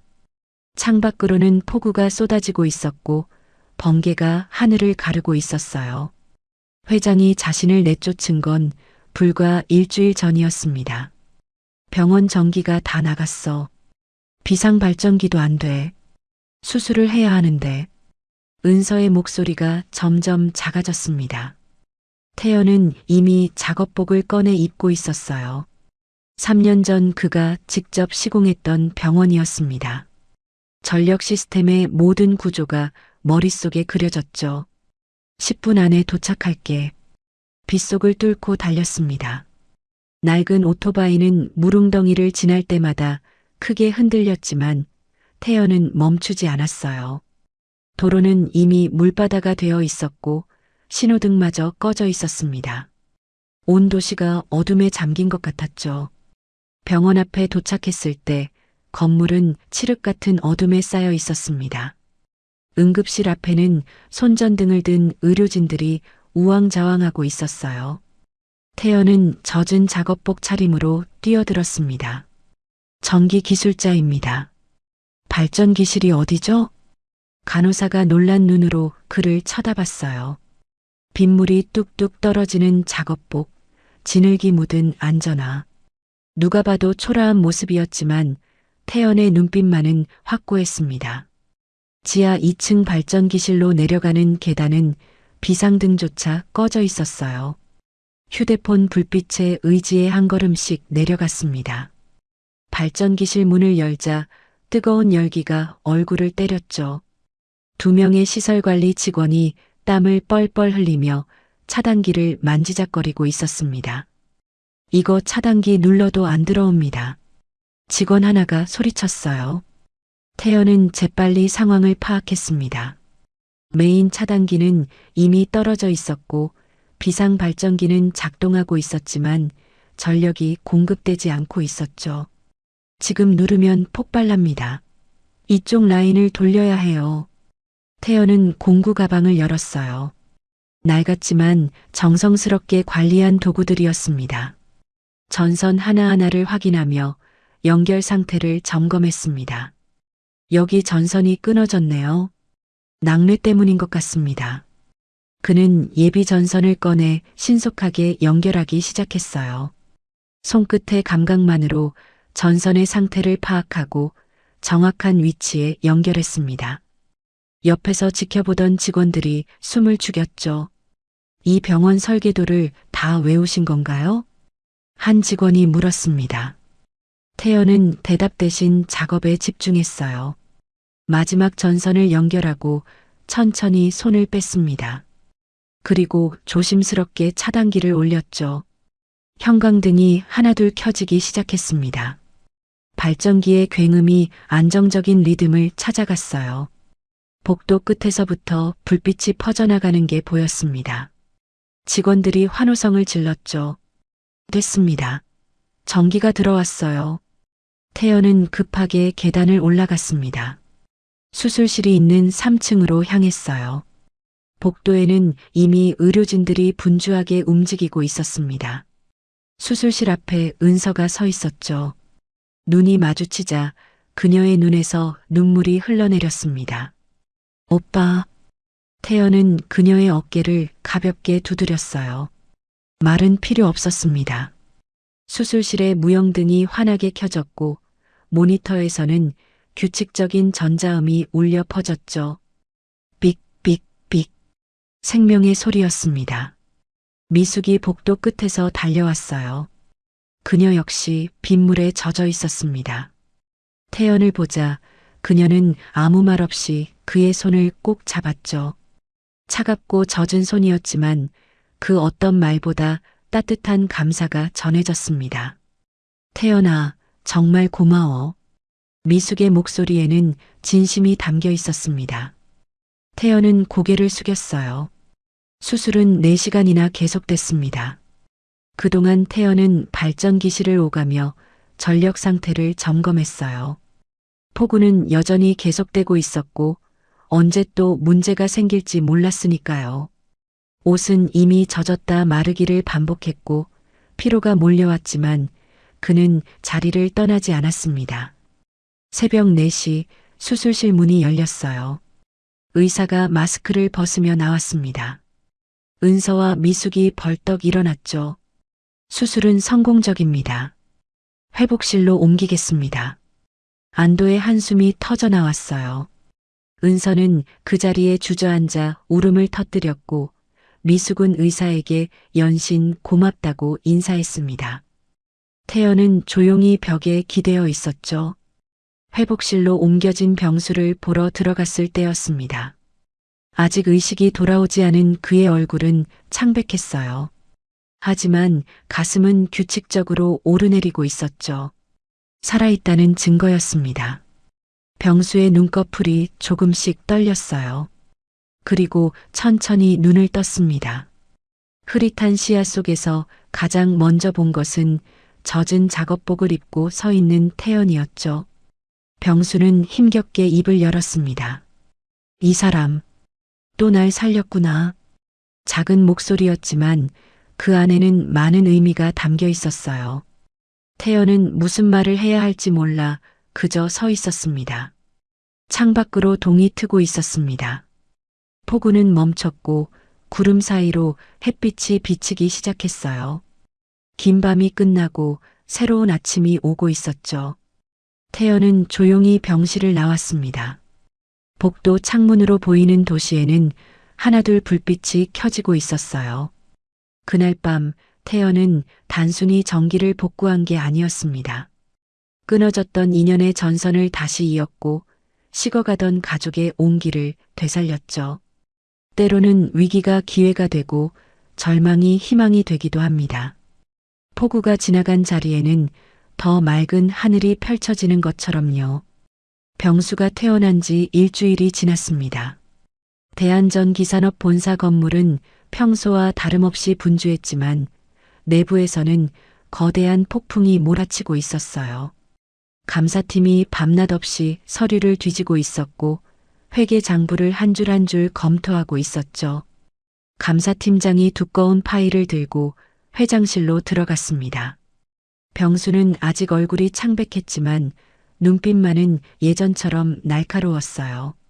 팀장이 조심스럽게 서류를 책상 위에 놓았습니다. 이상준 본부장의 비리 증거입니다. 병원 장비 납품 과정에서 리베이트를 받았고 회사 예산을 개인 용도로 전용한 정황이 확실합니다. 병수는 천천히 서류를 넘겼습니다. 거래 내역서, 계좌 이체 기록, 녹음 파일 속기록까지 증거는 명백했어요. 3년 동안 이상준이 빼돌린 돈은 20억이 넘었습니다. 병수의 손이 미세하게 떨렸죠. 다음 날 아침 모든 언론이 이 사건을 대서특필했습니다. 대한전기산업기획본부장 횡령 사건.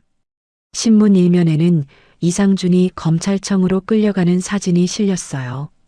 한때 당당했던 그의 어깨는 축 늘어져 있었고 고개를 푹 숙인 채 기자들의 질문을 피하고 있었죠. 그토록 부르던 재벌 친구들도 아무도 그의 전화를 받지 않았습니다. 권력의 정점에 있을 때는 수많은 사람이 그를 찾았지만 추락하는 순간 모두가 등을 돌렸어요. 이상준은 철창 너머로 사라졌고 한때 그가 차지했던 자리는 텅 비어버렸습니다. 병수는 보고서를 읽고 조용히 창밖을 봤습니다. 눈빛이 무거웠어요. 15년을 함께 일한 사람이 이런 식으로 떠나게 되다니. 배신감보다는 허무함이 더 컸죠. 그는 한숨을 내쉬며 의자에 깊이 기댔습니다. 그때 노크 소리가 들렸어요. 비서가 들어와 말했습니다. 회장님, 유태연 씨가 뵙기를 청하십니다. 병수가 고개를 들었어요. 태연은 이미 회사에서 쫓겨난 상태였습니다. 그런데 왜 찾아온 걸까요? 병수는 잠시 망설이다가 고개를 끄덕였죠. 문이 열리고 태연이 들어왔습니다. 검은 정장을 입고 있었지만 어딘가 결연한 표정이었어요. 손에는 하얀 봉투를 들고 있었죠. 사직서였습니다. 태연은 조용히 병수 앞에 섰어요. 회장님, 정식으로 사직서를 제출하러 왔습니다. 병수는 아무 말 없이 그를 바라봤습니다. 태연이 봉투를 책상 위에 놓으려는 순간 주머니에서 무언가가 떨어졌습니다. 오래된 번개 마크 배지였어요. 황동으로 만들어진 작은 배지는 세월의 흔적이 역력했지만 번개 모양만은 선명했습니다. 다만 이상한 점이 하나 있었죠. 번개가 거꾸로 되어 있었어요. 병수의 시선이 배지에 멈췄어요. 그의 얼굴에 놀라움이 번졌죠. 천천히 손을 뻗어 배지를 집어들었습니다. 떨리는 손가락으로 번개 모양을 쓸어내렸어요. 그 번개, 왜 거꾸로 돼 있지? 병수의 목소리가 갈라졌습니다. 그의 눈앞에 30년 전 기억이 펼쳐졌어요. 1995년 봄 작은 사무실. 젊은 병수와 홍식이 책상에 마주 앉아 있었습니다. 둘은 서울대 전기공학과 동기였고 가장 친한 친구였죠. 막 회사를 창립하려던 시기였어요. 책상 위에는 갓 인쇄된 회사 배지들이 놓여 있었습니다. 이게 뭐야? 번개가 거꾸로 됐잖아. 병수가 불량품 배지를 들어 보였어요. 인쇄 과정에서 실수가 있었던 거죠. 100개 중 2개만 번개 방향이 뒤집혀 있었습니다. 홍식이 그 배지를 받아들며 웃었어요. 이건 실패가 아니라 시작의 흔적이지. 우리가 처음 만든 배지잖아. 간직하자, 병수야. 두 사람은 불량품 배지를 하나씩 나눠 가졌습니다. 그리고 손을 맞잡았죠. 우리 회사가 크게 성공하면 나중에 우리 아이들도 함께 일하게 하자. 좋아. 아들이든 딸이든 서로 결혼시키는 것도 좋겠네. 둘은 크게 웃었어요. 미래는 희망으로 가득했고 꿈은 무한했죠. 하지만 운명은 잔인했습니다. 홍식은 회사가 자리를 잡기도 전에 교통사고로 세상을 떠났어요. 아내는 갓난아기를 안고 시골로 내려갔고 연락이 끊겼죠. 현실로 돌아온 병수의 눈이 젖어 있었습니다. 그는 떨리는 목소리로 말했어요. 그 거꾸로 선 번개. 홍식이만 들고 다니던 거였어. 태연이 놀란 눈으로 병수를 바라봤습니다. 아버지, 그 이름을 정말 오랜만에 듣습니다. 병수가 자리에서 일어났어요. 책장으로 걸어가 오래된 액자를 꺼냈습니다. 먼지를 닦아내자 빛바랜 사진이 드러났죠. 젊은 두 남자가 어깨동무를 하고 환하게 웃고 있었어요. 서울대 동기, 내 가장 친한 친구였지. 그와 나는 이 회사를 함께 세웠어. 병수는 사진을 태연에게 건넸습니다. 태연은 사진 속 왼쪽 남자를 보며 숨을 멈췄어요. 어머니가 보여준 아버지 사진과 똑같은 얼굴이었죠. 눈시울이 붉어졌습니다. 어머니는 아버지가 전기기술자였다고만 하셨어요. 큰 회사를 세운 분인 줄은. 병수는 손을 떨며 배지를 다시 쥐었습니다. 번개 마크가 손바닥에 닿자 30년 전 친구의 온기가 느껴지는 것 같았어요. 네가 흥식이 아들이었다니. 회장실에 침묵이 흘렀습니다. 창밖으로는 눈이 내리기 시작했어요. 하얀 눈송이가 유리창에 부딪혀 녹아내렸죠. 병수가 눈을 감고 중얼거렸습니다. 세상에 우연이란 없었다. 그는 천천히 눈을 떴어요. 태연을 바라보는 눈빛에는 이제 다른 감정이 담겨 있었습니다. 사위를 보는 시아버지의 눈이 아니라 오래된 친구의 아들을 보는 아저씨의 눈이었죠. 그 꿈이 내 세대에서 이어지는구나. 병수는 자리에서 일어나 태연에게 다가갔습니다. 그리고 떨리는 손으로 그의 어깨를 두드렸어요. 따뜻하고 단단한 어깨였습니다. 홍식의 어깨와 닮아 있었죠. 그동안 미안했다. 그리고 고맙다. 태연의 눈에서 눈물이 흘러내렸습니다. 병수도 마찬가지였어요. 두 사람은 말없이 서로를 바라봤죠. 30년의 시간을 뛰어넘어 끊어졌던 인연이 다시 이어지는 순간이었습니다. 마치 30년 전 젊은 병수와 홍식이 나란히 서 있던 것처럼 태연은 사직서를 다시 집어들었습니다. 하지만 이번엔 찢어버렸어요. 하얀 종이 조각이 바닥에 흩날렸죠. 병수가 미소를 지었습니다. 이제 시작이야, 태연아. 내 아버지가 못다 이룬 꿈을 내가 이어가거라. 태연이 고개를 깊이 숙였습니다. 가슴속에서 뜨거운 무언가가 솟아올랐어요. 아버지의 꿈, 회장의 신뢰, 그리고 새로운 시작. 모든 것이 하나로 이어지는 순간이었죠. 대한전기산업 본사 대강당은 수백 명의 기자들로 가득 찼습니다. 카메라 플래시가 쉴 새 없이 터졌고 마이크를 든 기자들이 앞자리를 차지하려고 서로 밀치고 있었어요. 모두가 숨을 죽인 채 단상을 바라보고 있었죠. 오늘은 회장이 중대 발표를 한다고 예고한 날이었습니다. 무거운 발걸음으로 병수가 단상에 올랐어요. 그의 뒤를 태연과 은서가 따랐습니다. 태연은 짙은 남색 정장을 입고 있었고 은서는 우아한 베이지색 원피스를 입고 있었죠. 두 사람의 손가락에는 반짝이는 결혼 반지가 끼워져 있었습니다. 병수가 마이크 앞에 섰어요. 강당이 순식간에 조용해졌죠. 그는 천천히 시선을 들어 기자들을 둘러봤습니다. 그리고 입을 열었어요. 오늘 내 사위 유태연을 우리 회사의 미래동 반자로 소개합니다. 그 말에 객석이 술렁였습니다. 기자들이 일제히 손을 들어 질문하려 했지만 병수는 손짓으로 그들을 제지했어요. 객석 한쪽에 앉아있던 미숙은 고개를 숙여 눈시울을 닦았습니다. 기쁨의 눈물이었죠. 태연이 마이크 앞으로 나왔어요. 수백 개의 카메라가 그를 향했지만 그의 눈빛은 흔들리지 않았습니다. 그는 잠시 숨을 고르고 말을 시작했어요. 처음엔 그저 사람을 도왔을 뿐이었습니다. 눈 오는 날 길을 잃은 할머니를 도와드렸을 뿐이었어요. 하지만 그날의 인연이 제 인생을 바꿨습니다.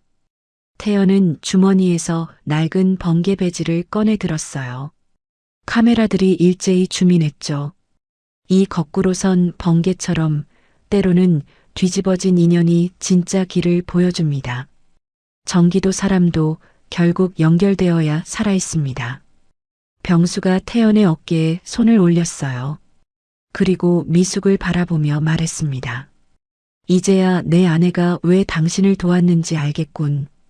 그 말에 미숙이 환하게 미소 지었고 은서는 더 이상 눈물을 참지 못했어요. 손등으로 눈가를 닦았지만 눈물은 계속 흘러내렸죠. 행복의 눈물이었습니다. 3개월 후 봄날의 결혼식장. 하얀 장미와 안개꽃으로 장식된 예식장은 은은한 향기로 가득했어요. 천장에서 내려온 크리스털 샹들리에가 햇빛을 받아 무지개빛으로 반짝였죠. 하객들이 조용히 자리에 앉아 있었습니다. 회사 임직원들, 친척들, 그리고 오래된 친구들이 모두 모였어요. 오르간 연주가 시작되었습니다. 파엘벨의 캐논이 공간을 채웠어요. 문이 열리고 은서가 들어왔습니다. 순백의 드레스를 입은 그녀는 천사처럼 아름다웠죠. 베일 너머로 보이는 얼굴에는 행복한 미소가 가득했습니다. 미숙이 은서의 옆에서 함께 걸었어요. 딸의 팔짱을 낀 채 천천히, 아주 천천히 걸었습니다. 버질로드 끝에는 태연이 서 있었죠. 검은 턱시도를 입은 그의 눈에는 은서만이 담겨 있었어요. 미숙이 은서의 손을 잡았습니다. 그리고 그 손을 조심스럽게 태연에게 건넸어요.